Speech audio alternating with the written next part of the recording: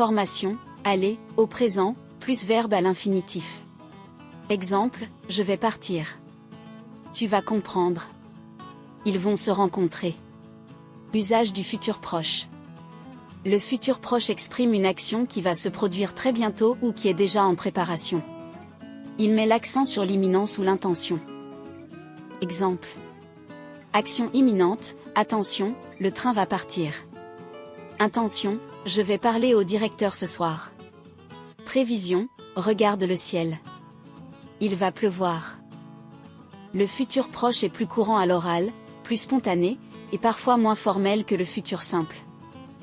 Le futur simple se forme à l'aide de l'infinitif du verbe, ou forme irrégulière, plus les terminaisons, AI, AS, AONS, EZ, ONT.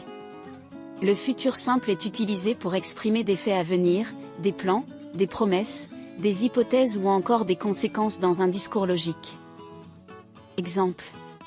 Fait certain dans le futur, demain, il fera beau. Plan ou projet, l'année prochaine, je voyagerai au Japon. Promesse, je t'aiderai pour ton déménagement.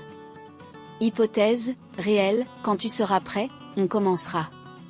Le futur simple est plus neutre ou soutenu, souvent utilisé à l'écrit, dans les textes argumentatifs, les prévisions, les annonces officielles.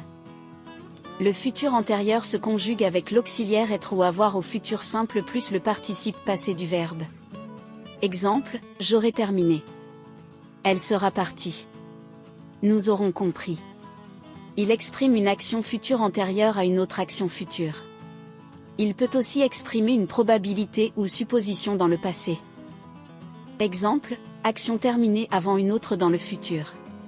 Quand tu arriveras, j'aurai déjà mangé. Dès que tu auras fini, on partira.